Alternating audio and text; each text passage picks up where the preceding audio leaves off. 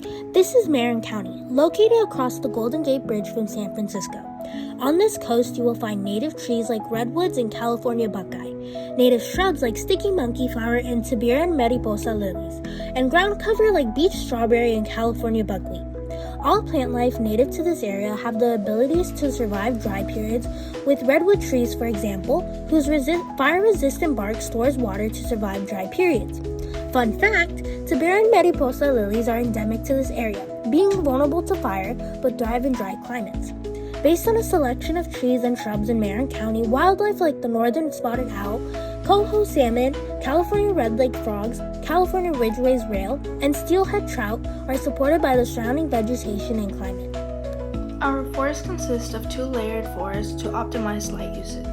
Our redwood trees are the outermost layer as they can grow up to 32 feet, with the innermost layer being buckeye trees, which only grow to 50 to 70 feet. Followed by our shrubs and ground cover intertwined between our community forest, redwoods being the outermost provides them with optimal light conditions as they can thrive in full sun, while simultaneously allowing the buckeyes with partial shade, as full sunlight can be a stressor for these trees. By planting redwoods on the outermost layer in groups can act as windbreakers, especially during fall season when the Diablo wrens hit the Bay Area. Another perk of redwoods is that their shallow root systems allow them to extend and intertwine with other redwood roots, which increase stability. Our cities will include permeable surfaces like in the sidewalks to maximize our infiltration to our soil. For example, permeable surfaces that include porous concrete, interlocking pavers, and gravel can help us reduce flooding while also preventing pollutants from entering waterways by allowing rainwater to infiltrate into the soil instead of running off. To reuse water in our apartment buildings, we encourage residents to collect their excess water, whether in the sink or shower, which can be brought up to rooftop gardens for watering. Our city will have green roofs on top of apartment buildings as well as tree-lined streets. Other ways we incorporate green areas include dog parks, community forests, rooftop gardens, and hiking trails. We are planning on limiting habitat destruction by making apartments the main household type. By building up instead of out reduces land space destroyed and allows for more people in one building. And if we do build into habitats, we will make sure to educate and advise habitat safety in the area. We want to try our hardest to make sure our buildings are sustainable. This is why we follow the Green Globe certification process.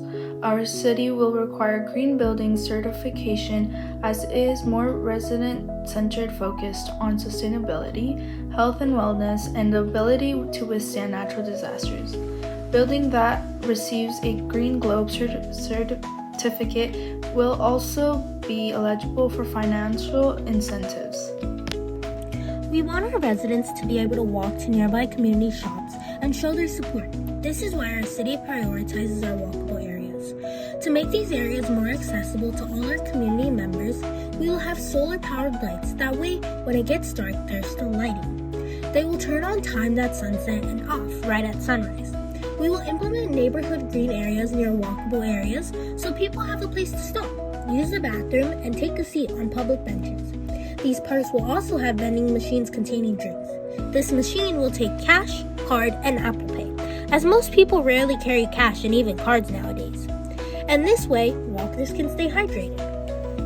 For those who have longer commutes, our public transportation systems offer several commuting options, including electric buses, scooters, bikes, trolleys, and ferries.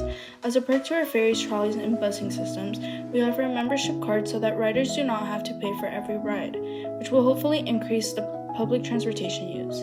Our public transportation will circulate every hour to ensure that our residents get to their destinations. To access bigger cities like San Francisco, there will be a ferry going over the water near the Golden Gate Bridge.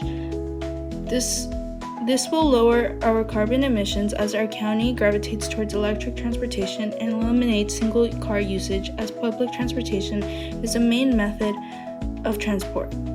Furthermore, traffic congestions will be limited as few individual vehicles will be on the road. as most will use buses and trolleys that can hold several passengers.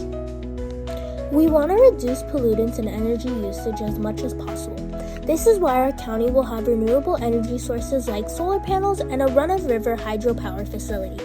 Our run-of-river facility is located along our center street and helps power our county. To store the energy generated throughout the day, our county will have a large-scale microgrid. This is an independent grid that connects to our smaller energy sources like our solar panels and run-of-river facility. To encourage our residents to implement these sources into their daily lives, we offer funding plans for those who need economic assistance, as well as educating them on the importance of renewable energy sources. Educating our public is our top priority, which is why we are promoting the importance of waste management. Our county separates their waste from organic foods, plastic wrappers, hard plastics, metals, and papers. We aim towards a zero waste policy to minimize waste generation and maximize resource recovery. We hope to do this through prevention, reuse, recycling, and composting. We also want to implement the banning of single-use plastics, promoting reusable alternatives, and establishing comprehensive recycling programs. Working with schools and anyone in our community to educate kids in the community through tours of our facilities to hopefully inspire people to follow our policies. Our citizens will also have access to hazardous waste collection areas like safe centers. With this, residents will be able to drop off hazards like e-waste, solvents, automobiles, and flammable materials. We will also promote at-home composting. Food businesses that have a lot of food waste will donate to a hosted community food drive. Industrial waste will be transported using Marin County's sanitary services while also working with Zero Waste Marin to reduce waste among our county. All citizens of Marin County will have the opportunity to engage with our community programs, teaching them about waste management and how to live sustainably. Our city will have education centers located at the basis of our community forest. As well as once a month, we will host eco fairs where we invite our local vendors and have the chance to educate our community about what's going on in the area and sustainable practices to implement into their daily life. At these eco fairs, we will have raffles with the chance to win discounted solar paneling, as well as give out composting bins and rain barrels to encourage people to start composting in their own homes. We will host volunteer events like cleanups around the community forest while educating the public simultaneously. To include all kinds of economic income groups into our sustainable plans, we have implemented funding programs that our residents can apply to for assistance in the cost of becoming a sustainable household under Green Globes. Overall, our main goal for this community is to make sure our citizens stay connected and educated. We want them to get involved in any way possible, as Marin is not as populated as surrounding counties, like San Francisco. They must work together for the greater good.